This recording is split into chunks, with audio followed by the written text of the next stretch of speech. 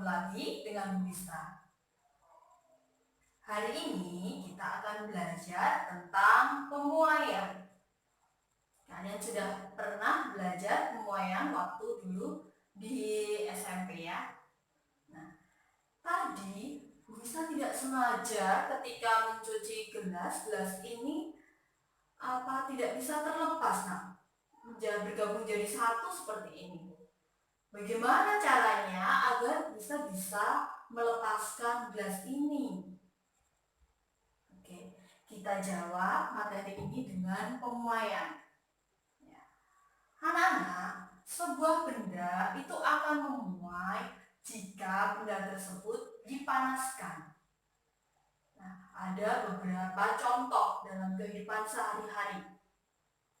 Contohnya, pertama, kalian pernah melihat bahwa rel kereta api itu sengaja diberi celah untuk pemasangannya. Jadi di antara rel yang satu dengan rel yang lain tidak dipasang saling melekat seperti ini, tetapi ada celahnya sedikit. Nah, tujuannya apa? Tujuannya ketika siang hari, kalau siang hari kedua batang ini, rel ini nanti memuai, maka akan semakin panjang dan akhirnya akan menyentuh. Andaikan tadi sudah menyentuh, jika ini memuai maka akan saling berdesakan sehingga mungkin akan terlepas begini. Akan menyebabkan kecelakaan pada rel.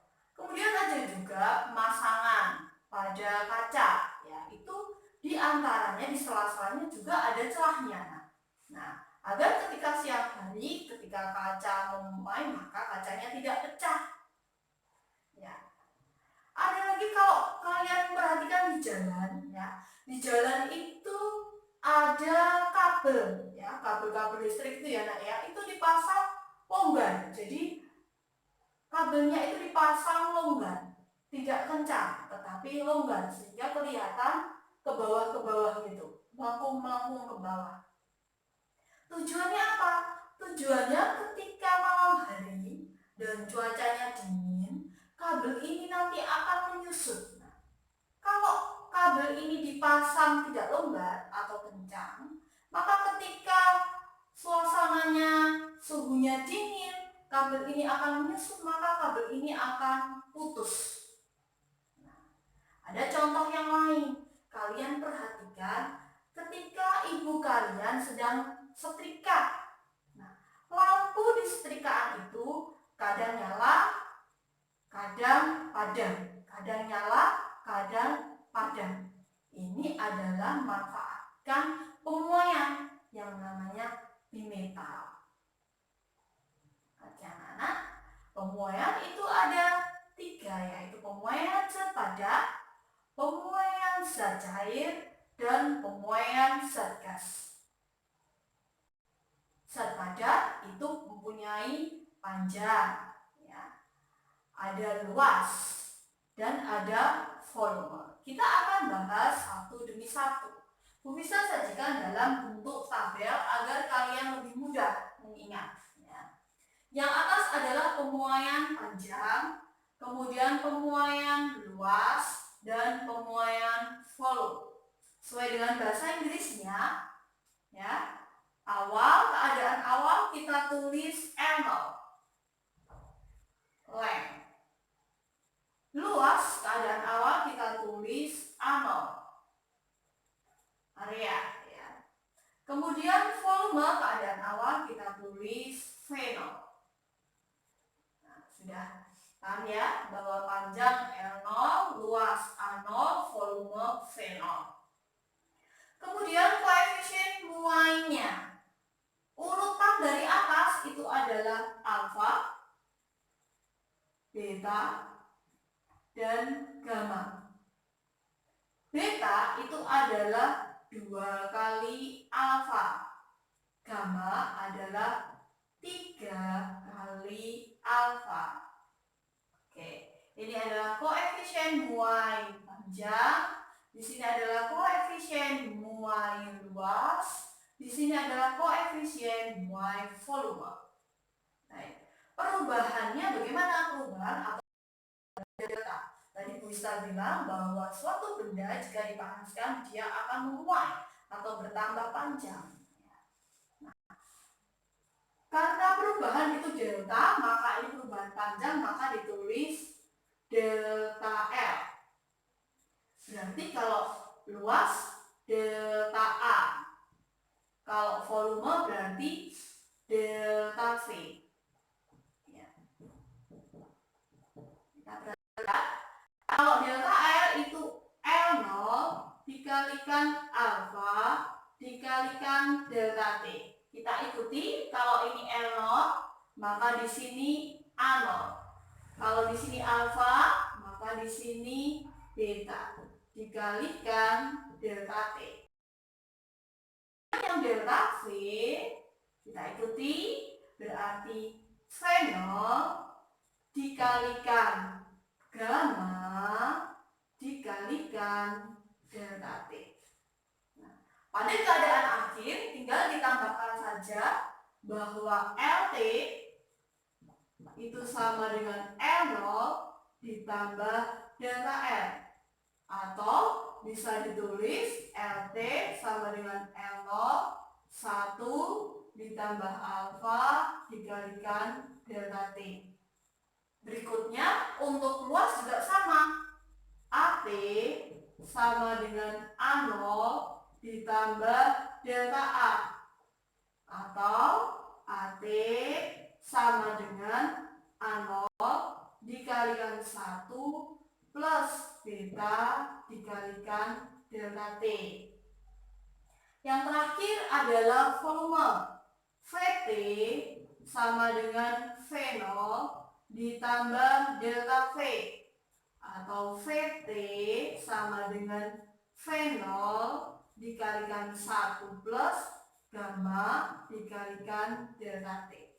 Anak-anak, antara panjang, luas, dan volume ada kemiripannya. Hanya simbol-simbolnya saja yang diubah-ubah. Ini L, di sini A, di sini V. Alfa, beta, gamma. Ke belakang mengikuti. Sudah paham ya? Oke. Kemudian yang kedua adalah pemuaian zat cair. Pemuaian zat cair mengikuti pemuaian volume, karena zat cair hanya mempunyai volume ya. Jadi sama, delta V-nya itu sama dengan V0 dikalikan gamma dikalikan delta T. Tentu saja gammanya adalah gamma zat cair, gamma cair. Nah, kemudian VT-nya juga sama, bahwa VT sama dengan V0 ditambah delta V, atau VT sama dengan V0 dikalikan 1 ditambah gamma dikalikan delta T. Anak-anak, apakah kalian pernah merebus air? Nah, pernah tidak air itu ketika mendidih kemudian tumpah airnya? Kira-kira mengapa itu ya? Mengapa kok bisa airnya itu bisa tumpah? Nah, ketika kita memanaskan air atau merebus air dalam suatu wadah, berarti ada dua pemuaian yang terjadi di sini, yaitu pemuaian wadah dan pemuaian zat cair. Nah, karena ada dua pemuaian di sini, maka mengapa bisa tumpah? Berarti ada salah satu pemuaian yang lebih besar. Delta V-nya atau VT-nya itu biasanya lebih besar. Kalau terisi penuh, maka fenolnya zat cair itu otomatis sama dengan fenolnya bejana atau fenolnya tempat. Gitu ya. Jadi kalau kita ingin mencari berapa V tumpahnya, sama dengan berarti VT-nya zat cair dikurangi VT-nya bejana. Ini ya. Jadi andaikan terisi penuh, maka fenolnya zat cair itu sama dengan fenolnya bejana. Nah, nanti tinggal dimasukkan bahwa fenolnya zat cair itu sama dengan fenolnya bejana itu jika terisi penuh. Begitu ya. Nah, lalu kalau ada pemuaian zat padat, ada pemuaian zat cair, bagaimana dengan pemuaian zat gas? Pemuaian zat gas kita pakai ini ya. P dikalikan V per T itu sama dengan P dikalikan V per T. Ini konstan. 1, 1, 1, 2, 2, 2. Dengan P adalah tekanan, V adalah volume, dan T adalah suhu mutlak. Ya. T adalah suhu mutlak. T ini harus dalam Kelvin. Ya, T yang di sini ya. T yang ini harus dalam Kelvin. Suhu mutlak. Untuk Kelvin jangan pakai derajat ya. Kelvin gitu saja. Baik. Sekarang kita kembali ke permasalahan awal. Nah, bagaimana caranya tadi ya? Bisa ingin melepaskan dua gelas ini agar tidak bergabung menjadi satu begini. Apakah ada yang bisa menjawab? Dengan menggunakan prinsip pemuaian ya. Iya betul.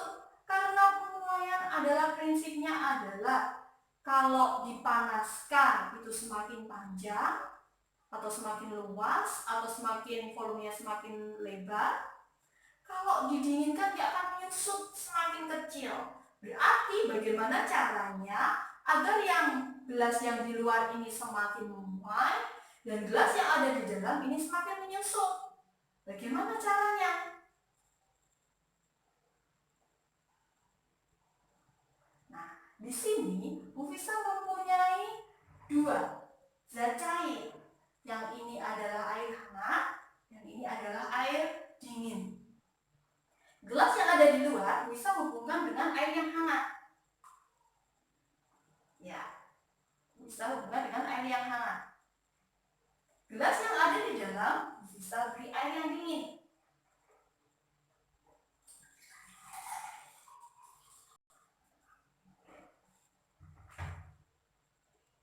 Oke, apa tujuannya? Agar gelas yang di dalam itu semakin menyusut, sedangkan gelas yang ada di luar ini semakin memuai. Kita diamkan sebentar agar suhunya berubah dulu ya, Nak ya.